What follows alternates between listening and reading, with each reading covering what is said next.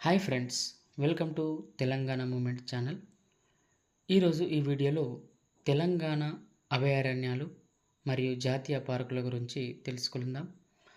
జీవ వైవిధ్యం, వన్యప్రాణుల సంరక్షణ మరియు రక్షిత అటవీ ప్రాంతాల సమగ్ర సమాచారం ఇందులో తెలుసుకుందాం. ముఖ్యంగా తెలంగాణలో 2 టైగర్ రిజర్వ్స్ ఉన్నాయి. ఒకటి అమ్రాబాద్ టైగర్ రిజర్వ్, రెండోది కవ్వాల్ టైగర్ రిజర్వ్.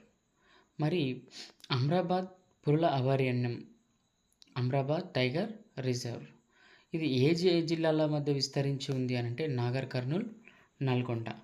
దీని యొక్క ప్రత్యేకత ఏంది? నల్లమల్ల అటవీ ప్రాంతంలో కృష్ణా నది పరివాహక ప్రాంతం వెంబడి విస్తరించి ఉంది. ఇది భారతదేశంలోని అతిపెద్ద పులుల రక్షిత ప్రాంతాలలో ఒకటి.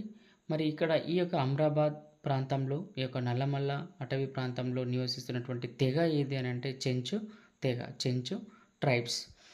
మరి 2014లో రాష్ట్ర విభజన తర్వాత తెలంగాణలో ఉన్నటువంటి భాగాన్ని ప్రత్యేకంగా అమ్రాబాద్ పులుల అభయారణ్యంగా ప్రకటించారు.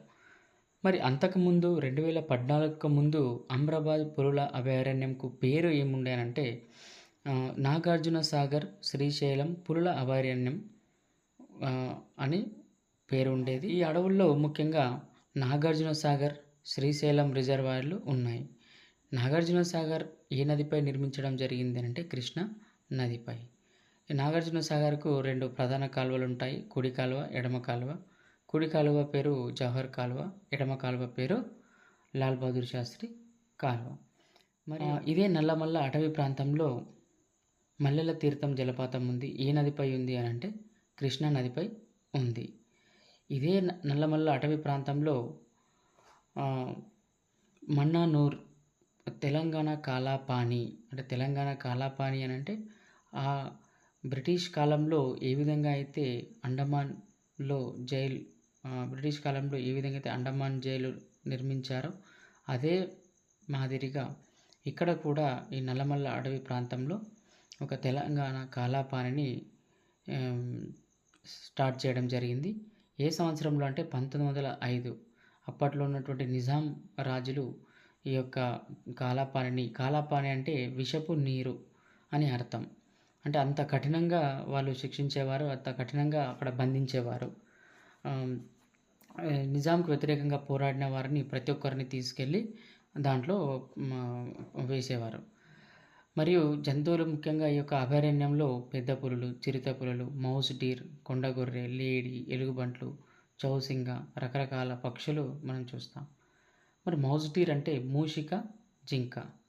ఈ మూషిక జింక అనేది అంతరించిపోతున్నటువంటి దశలలో ఒకటిగా చెప్పుకోవచ్చు. కానీ ముఖ్యంగా ఎక్కడ కనబడుతుంది మనకనంటే అమ్రాబాద్ ఆ యొక్క ప్రాంతంలో కనిపిస్తుంది ఈ యొక్క మూషిక జింక.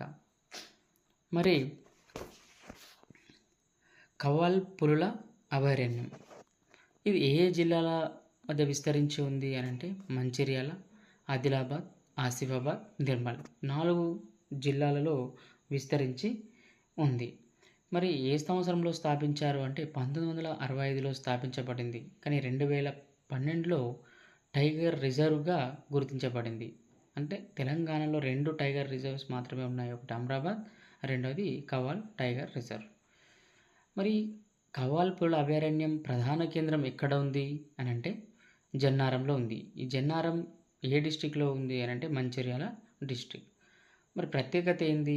ఈ కవ్వాల్ పులుల అభయారణ్యం యొక్క ప్రత్యేకత ఏంటంటే టేకు అడవులకు, కడెం నది పరివాహక ప్రాంతానికి ప్రసిద్ధి. మరి జంతువులు చూసినట్లయితే పులులు, చిరుతలు, గౌర్ అంటే అడవి దున్న, నీల్గాయ్, దుప్పి, విదేశీ వలస పక్షులు, ఈ విధంగా రకరకాలైనటువంటి మనం చూడొచ్చు. ఈ అభయారణ్యానికి దక్షిణంగా గోదావరి, కడెం నదులు ప్రవహిస్తున్నాయి. గత వీడియోలో మనం చూసుకున్నట్లయితే కడెం నది ఎక్కడ జన్మిస్తుంది అని అంటే ఆదిలాబాద్ జిల్లా బజార్హత్నూర్లోని కడెం రిజర్వ్ ఫారెస్ట్లో పుడుతుంది. మరి కడెం నదిపై ఉన్నటువంటి చాలా ఇంపార్టెంట్ అయినటువంటి జలపాతాలు ఏవి అంటే పొచ్చెర, కొంటాల అండ్ గాయత్రి జలపాతాలు. నెక్స్ట్ మనం చూసినట్లయితే వన్యప్రాణుల అభయారణ్యాలు అంటే వైల్డ్ లైఫ్ శాంక్చురీస్. తెలంగాణలో అత్యంత పురాతనమైనది 1952లో స్థాపించడం జరిగింది. గోదావరి నది దీని గుండా ప్రవహిస్తుంది. దీని గుండానే గోదావరి నది ఏటూరు నాగారం అభయారణ్యం, మూలుగు, జయశంకర్ ఆ యొక్క ప్రాంతంలో ఇది ఉంటుంది. తెలంగాణలో అత్యంత పురాతనమైన వైల్డ్ లైఫ్ శాంక్చురీ ఏదనంటే వెంటనే మనకు గుర్తుకు రావాలి ఏటూరు నాగారం అభయారణ్యం. పాకాల అభయారణ్యం. పాకాల అభయారణ్యం ఎక్కడ అనంటే వరంగల్, మహబూబాబాద్ 2 ప్రాంతాల్లో మనం చూడొచ్చు. కాకతీయుల కాలం నాటి మానవ నిర్మిత పాకాల సరస్సు చుట్టూ విస్తరించి ఉంది. ఇప్పుడు పాకాల సరస్సు చుట్టూ విస్తరించినటువంటి అభయారణ్యం ఏది అని అంటే పాకాల అభయారణ్యం. మరియు కిన్నెరసాని అభయారణ్యం. భద్రాద్రి కొత్తగూడెం కిన్నెరసాని ప్రాజెక్ట్ డ్యామ్ అభయారణ్యంలో మధ్యలోని దీవులు, ముఖ్యంగా కృష్ణ జింకలు. కిన్నెరసాని అభయారణ్యం దేనికి ఫేమస్? కిన్నెరసాని ప్రాజెక్ట్ చూడొచ్చు అక్కడ. కృష్ణ జింకలు, మళ్ళా మధ్యలోని దీవులు. ఇది ఎక్కడుంది? భద్రాద్రి కొత్తగూడెం. శివారం అభయారణ్యం మంచిర్యాల, పెద్దపల్లి. ముఖ్యంగా ఈ అభయారణ్యం గోదావరి నదిలోని మంచినీటి బురద నీళ్ల ముసలు సంరక్షణ కేంద్రం ఉంది. అంటే మగ్గర్ మొసళ్ళు అని అంటారు. చాలాసార్లు అడిగినటువంటి క్వశ్చన్ ఏంటంటే మగ్గర్ మొసళ్ళ సంరక్షణ కేంద్రం ఉన్నటువంటి అభయారణ్యం ఏది అని అంటే శివారం అభయారణ్యం. ఇది ఎక్కడుంది? మంచిర్యాల, పెద్దపల్లి బోర్డర్లు. మరియు ప్రాణహిత అభయారణ్యం ఎక్కడ ఉంది అని అంటే మంచిర్యాల. ప్రాణహిత నది పరివాహక ప్రాంతం, కొండలు, ప్రకృతి అందాలకు నిలయం. పోచారం అభయారణ్యం. నెక్స్ట్ ఏంది? పోచారం అభయారణ్యం మెదక్, కామారెడ్డి. ఈ యొక్క పోచారం జలాశయానికి సమీపంలో ఉంది. రకరకాల నీటి పక్షులకు నిలయం. ఈ ముఖ్యంగా ఈ పోచారం అభయారణ్యం, మరి అదేవిధంగా పోచారం డ్యామ్ గురించి, పోచారం ప్రాజెక్ట్ గురించి మనం చూసుకున్నట్లయితే ఎప్పుడు పోచారం ఆ యొక్క డ్యామ్ను కట్టారు అని అంటే 1916 నుంచి 1922 ఈ మధ్య కాలంలో దాన్ని నిర్మించడం అయితే జరిగింది. మరి 1917లో నిజాం ఏం చేశాడంటే దీనికి శంకుస్థాపన చేయడం జరిగింది, పోచారం డ్యామ్. అదేవిధంగా మంజీరా అభయారణ్యం ఎక్కడుందంటే సంగారెడ్డి. మంజీరా నది తీరంలో పక్షుల సంరక్షణ మరియు మొసళ్ళ సంరక్షణ ఆలయం. మరి మంజీరా నది ఎక్కడ జన్మిస్తుంది? ఇది మహారాష్ట్రలోని బీడ్ జిల్లాలోని బాలాఘట్ పర్వత శ్రేణిలో జామ్ఖేడ్ కొండల్లో జన్మిస్తుంది. ఏ నది? మంజీరా నది. మరియు నెక్స్ట్ మనం చూసినట్లయితే జాతీయ పార్కులు. కాసు బ్రహ్మానందరెడ్డి జాతీయ పార్క్ ఏ ప్రాంతంలో ఉంది? హైదరాబాద్ జూబ్లీ హిల్స్లో ఉంది. ఏంది? కాసు బ్రహ్మానందరెడ్డి జాతీయ పార్క్. నగర నడి ఒడ్డున ఉన్న అర్బన్ నేషనల్ పార్క్ విస్తారమైన వృక్షజలం, నెమళ్ళు, వివిధ జాతుల సరీసృపాలకు ఇది నిలయం అని చెప్పుకోవచ్చు.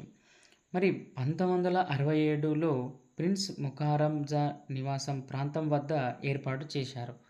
1967లో మీర్ ఉస్మాన్ అలీ ఖాన్ చనిపోయాడు. ఆ తర్వాత వారసుడు ఎవరు అని అంటే ప్రిన్స్ ముకారం జా. ఆయన నివాసం చుట్టే ఈ యొక్క పార్కును ఏర్పాటు చేయడం అయితే జరిగింది. దీన్ని చిరాన్ ప్యాలెస్ అని కూడా అంటారు. ఆయన ఇంటి చుట్టూ ఉన్న ఒక ప్రాంతాన్ని మొత్తాన్ని, ఆ ప్లేస్ని చిరాన్ ప్యాలెస్. 1967 మీర్ ఉస్మాన్ అలీ ఖాన్ మరణించిన తర్వాత ప్రిన్స్ ముకారం జాను నిజాం వారసుడిగా ప్రకటించారు.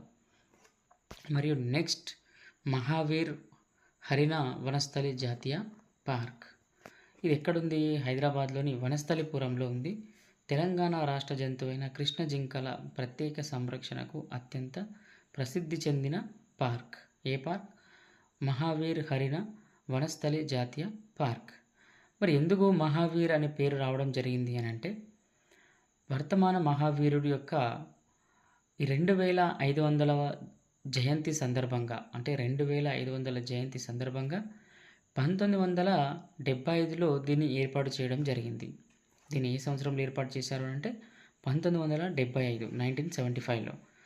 మరి ఎప్పుడు ఇది జాతీయ పార్క్గా గుర్తింపు పొందింది అంటే 1994, 1994. నెక్స్ట్ చూసినట్లయితే మూడవది మృగావని జాతీయ పార్క్. ప్రాంతం ఎక్కడంటే రంగారెడ్డి చిల్కూరు. వివరాలకు వెళ్తే హైదరాబాద్ శివార్లలోని చిల్కూరు వద్ద కలది ఇది. అడవి పిల్లులు, జింకలు మరియు వివిధ రకాల పాములకు సహజ సిద్ధ నివాసం. ఇది ఎప్పుడు 1994లో జాతీయ ఉద్యానవనంగా ప్రకటించారు. ఇక్కడ చూసినట్లయితే మహావీర్ హరిణ వనస్థలి జాతీయ పార్క్ 1994లో జాతీయ పార్కుగా గుర్తించారు.